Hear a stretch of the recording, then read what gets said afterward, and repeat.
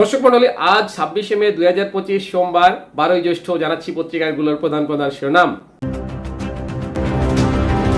সর্বপ্রথম Ittefaq main heading করছে কালাকানুন প্রত্যাহারের দাবি মন্ত্রণালয় থেকে মিছিল নিয়ে আসছেন কর্মচারীরা।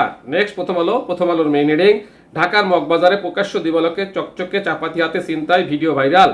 এরপর যুগান্তের মেইন হেডিং তারেক বাবরের খালাসের বিরুদ্ধে আপিল শুনানি মঙ্গলবার।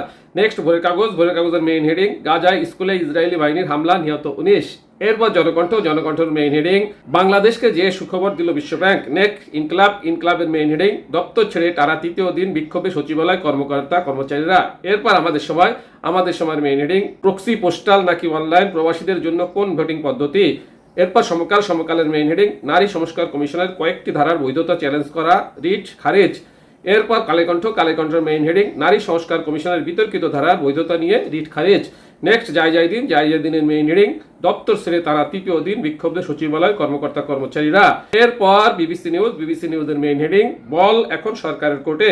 নেক্সট আরটিভি নিউজের মেইন হেডিং বাংলাদেশকে 27 কোটি মার্কিন ডলার দিচ্ছে বিশ্বব্যাংক।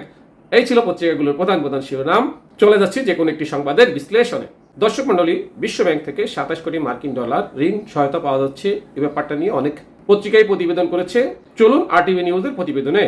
বাংলাদেশকে 27 কোটি মার্কিন ডলার দিচ্ছে বিশ্বব্যাংক। বাংলাদেশকে 27 কোটি মার্কিন ডলার ঋণ দেবে বিশ্বব্যাংক, দেশীয় মুদ্রায় যার পরিমাণ 3283 কোটি টাকা। রোববার 25শে মে রাজধানীর আগরগাঁও অর্থনৈতিক সম্পর্ক বিভাগে বাংলাদেশ সরকার ও বিশ্বব্যাংকের মধ্যে এই ঋণ চুক্তি সই হয়। এ সময় বাংলাদেশ সরকারের পক্ষে ইআরডি সচিব মোহাম্মদ শাহরিয়ার কাদের সিদ্দিকী এবং বিশ্বব্যাংকের পক্ষে বিশ্বব্যাংক ঢাকা অফিসের ভারপ্রাপ্ত কান্ট্রি ডিরেক্টর গেল মার্কিন ঋণ চুক্তিতে সই করেন। ইআরডি সিনিয়র সহকারী সচিব সাবরিনা শারমিয়েন স্বাক্ষরিত এক সংবাদ বিজ্ঞপ্তিতে এ তথ্য জানানো হয়েছে। এতে বলা হয়, প্রকল্পটি মন্ত্রণালয়ের বিভাগ ভিত্তিক 5টি কম্পোজ রয়েছে। প্রকল্পটি পানি সম্পদ মন্ত্রণালয়ের আওতাধীন পানি উন্নয়ন বোর্ড, কৃষি মন্ত্রণালয়ের আওতাধীন কৃষি সম্প্রসারণ অধিদপ্তর এবং কৃষি উন্নয়ন কর্পোরেশন, দুর্যোগ ব্যবস্থাপনা ও ত্রাণ মন্ত্রণালয়ের আওতাধীন দুর্যোগ ব্যবস্থাপনা অধিদপ্তর, স্থানীয় সরকার বিভাগের আওতাধীন স্থানীয় সরকার প্রকৌশলী অধিদপ্তর এবং আর্থিক প্রতিষ্ঠান বিভাগের আওতাধীন সোশ্যাল ডেভেলপমেন্ট ফাউন্ডেশন 2025 সালের জুলাই থেকে ডিসেম্বর 2030 মেয়াদে বাস্তবায়ন হবে। প্রকল্পের মূল উদ্দেশ্য হল গত 2024 সালের আগস্টে দেশে সংঘটিত বন্যায় ক্ষতিগ্রস্ত রাস্তাঘাট, বাঁধ মেরামত এবং বন্যায় ক্ষতিগ্রস্তদের সহায়তা ও পুনর্বাসন করা। জানা গেছে, বিশ্বব্যাংকের আন্তর্জাতিক উন্নয়ন সংস্থা থেকে এই ঋণ গ্রহণ করা হবে এবং গৃহীত ঋণ 5 বছরের প্রেস পিরিয়ড সহ 30 বছরে পরিশোধ করতে হবে।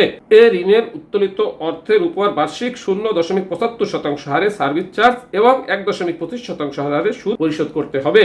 অনুত্তোলিত অর্থের উপর বার্ষিক সর্বোচ্চ 0.50% হারে কমিটমেন্ট ফি দিতে হবে। তবে বিশ্বব্যাংক চলতি অর্থবছর সহ দীর্ঘদিন ধরে কমিটমেন্ট ফি অব্যাহতি দিয়ে আসছে।